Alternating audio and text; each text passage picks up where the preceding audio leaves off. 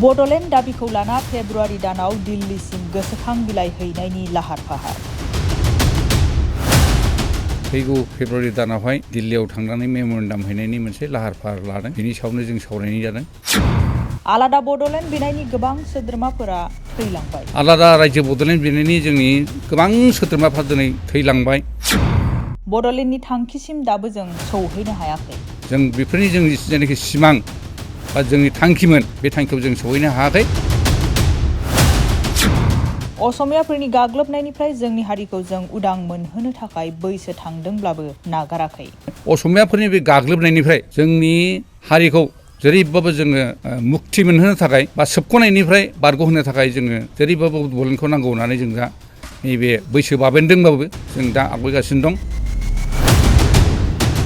आलादा रायजो बड'लेण्डनि थाखाय फैगौ फेब्रुवारि दानाव अल बड' एक्स भलन्टियार फर्स अर्गेनाइजेसना गाहाय मन्त्रि नरेन्द्र मदिनो गोसोखां बिलाइ गथायगोन। बर'फोरनि गेजेराव दिनैसिम गासै मोनथाम गोरोबथा जादोंब्लाबो बेयो थोजासे जायाखै, जायनि थाखाय थांनाय बोसोरनिफ्रायनो अल बड' एक्स भलन्टियार फर्स अर्गेनाइजेसन मुंनि मोनसे बर'नि आलादा आलादा रायजो बड'लेण्ड मोनफुंनांगौनि थाखाय हाबा मावबोगासिनो दं। बेबादिनो फैगौ फेब्रुवारि दानाव गोदान दिल्लीयाव थांनानै आलादा रायजो बड'लेण्डखौ दाबि खालामनानै गाहाय मन्त्रि नरेन्द्र मदिनो गोसोखां बिलाइ गथायनो थाखाय साखाफारा जानो गासैबो मावथिफोरखौनो लानानै क'क्राझाराव मोनसे मावफुं मेल खुंफुंनाय जायो। मख'नो गोनांदि बे मावफुं मेलनि गेजेरजोंनो जेब्लासिम बड'लेण्ड मोना अब्लासिम बयबो खौसेयै गोख्रों खामानि मावलांगोन होनना अल बड' एक्स भलन्टियार फर्स अर्गेनाइजेसननि आफादगिरि दलिन जोंब्लाव कुमार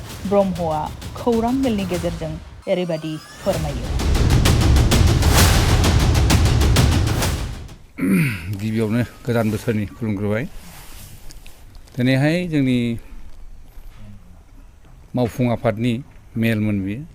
जोङो बिसेसकरि फैगौ फेब्रुवारि दानावहाय दिल्लीयाव थांनानै मेम'रेन्डाम हैनायनि मोनसे लाहार फाहार लादों। बेनि सायावनो जों सावरायनाय जादों आरो बेनि थाखायनो दिनै जों जिल्ला कमिटिफोरखौ बिथोन हरनाय जाहैबाय जाहाथे जोङो फेब्रुवारि दाननि बिथोराव माने फैगौ पार्लियामेन्ट लकसभा इलेक्सननि सिगां जाहाथे जोङो भारतनि प्रधान मन्त्रि, भारतनि हादरगिरि आरो जाहाथे नखर मन्थ्रिनो गोसोखां बिलाइ हैनो हायो, बेखौनो लानानै जों गोथौयै सावरायनाय जादों। बे आफादा दिनैसिमाव बेसेबां गोख्रों जाखो आरो बे आफादनि गुबै थांखिफोरा मा मावनां हाबाफोर?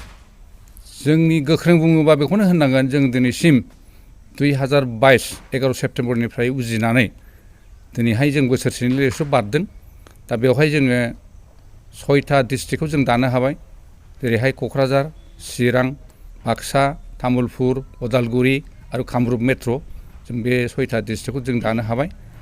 लासै लासैनो जोङो गोख्रोंनिफ्राय गोख्रोंसिन जालांगोन आरो जोंहा थांनांगौ दंखायो बिश्वनाथ डिस्ट्रिक्टसिम, आपटु जों लासै लासैनो धेमाजि, लखिमपुर, शदियासिम, थारमाने तिनसुकियासिम जों थांगोन आरो जोंनाव बे हाबाफारियाव दंखायो। गुबै थांखिया जाहैबाय दिनैसिम जोंहा BSc सुक्ति जाबाय, BTC सुक्ति जाबाय, BTR जाबाय। मोनथामबो सुक्तियाव जोंनि जेनाखि बड'लेण्ड आलादा रायजो बड'लेण्ड बिनायनि जोंनि गोबां सोद्रोमाफ्रा दिनै थैलांबाय। सोरबा रान्दि जाबाय, सोरबा जिनाहारि जाबाय आरो दासिमबो जोंनि लोगोफ्रानो बेंगुरा बेंगुरि जानानै दङ। जों बेफोरनि जोंनि जेनाखि सिमां बा जोंनि थांखिमोन बे थांखियाव जों सौहैनो हायाखै।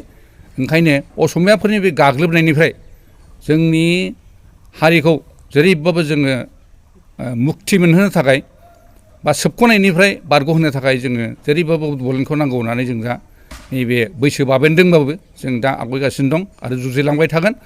जिउ जोबसान्दि बा जिउ जोबब्लाबो जाहाथे जोंनि बड'लेण्डआ मोगथाङाव जाफुंसारो, बेनि थाखायनो जोंनि थांखिया बेवहायनो दाबो दंगासिनो दं। बर'फोरनि गेजेराव मोनथाम सुक्ति जाबाय, बे सुक्तिया थोजासे नङा नामा बर'फोरनि थाखाय?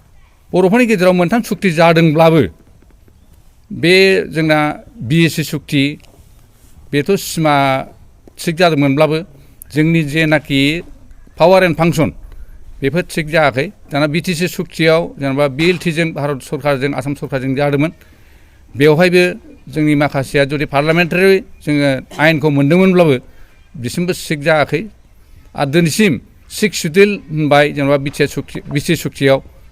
दाना BTR सुक्ति जाखांनायनि उनाव जोंनि सिक्स सिडुलनि जेनाखि पावार एन्ड फांसन बेखौबो दानि सरकारा जेनेबा लानानै थांफिनजोब्बाय 16था डिपार्टमेन्टखौनो दा ओंखायनो जों सानदों बर'फोरखौ गासिबो मोसाहोबाय थानायल' जेखि सुक्ति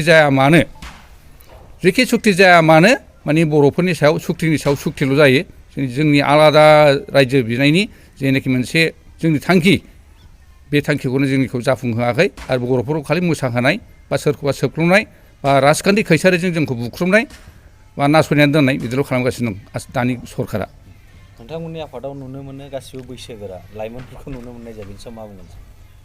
जोङो दा आफादथ' बै समाव जोंना 1987आव बड'फा उपेन्द्रनाथ ब्रह्मनि दैदेननायाव जानाखि मोनसे भिगरास बड'लेण्ड मुभमेन्ट जादोंमोन बे समनि जों गासिबो सोद्रोमाजोब दा बेवहाय जोङो आफादत' जों दा आवगायग्रोदों दा बे आवगायनायनि खारना जाहैबाय ओंखायनो जोङो भलान्टियार फर्सनि मानसि मोनब्लाबो दा ओंखायनो जोङो बैसो बाबेनाय हिसाबै एक्स भलान्टियार फर्स अर्गेनाइजेसन मुं लानानै गोदान फिरफिला लानानै जोङो दा आवगायफिनदों आरो लासैनो जोङो बे लाइमोनफोरखौ हिन्जावानो जा हौवायानो जा जों लासैनो नेक्स्ट जेनेरेसननि थाखाय जोङो सोदेरलांगोन आरो बिथांमोननि सायावनो जोङो माखासे दायथ'फोरखौ होलांनानै जोंबो बे बड'लेण्डनि जेनाखि थांखि जों जाफुंसार होनो नागिरनाय बेखौ जोङो जयैनो लानानै जों खामानियाव आवगायबाय थागोन आरो जेरैबाबो जोङो बे इयुन जेनेरेसनखौ लाफादेरनानै बड'लेण्डखौ जेरैबाबो जा नङा गाबोन नङा समफोर नङा थामलिफोर बेखिनियाव जों जेरैबाबो जुजिहैगोन बे सिमाङा जोंनाव दङ।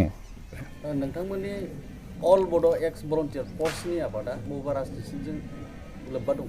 गैया जोङो नन पलिटिकेल होनगासिनो दं आरो जोङो नन भायलेन्सजों थांबाय थागोन मानो होनबा जोंनि बैसोआ दा भायलेन्सनि माबायाव थांनो हाला दा ओंखायनो जोङो नन भायलेन्सजों थांगोन आरो नन पलिटिकेल खुनु जों बेवहाय सोरबा BPF होन सोरबा UPPL होन सोरबा BJP होन सोरबा कंग्रेस होन सोरबा तृणमूल कंग्रेस होन जों बिसोरजों रावबो लोब्बा गैया जों नन पलिटिकेल हिसाबैनो जोंनि थांखिजों जों बेखौ आवगायलांबाय थागोन आरो।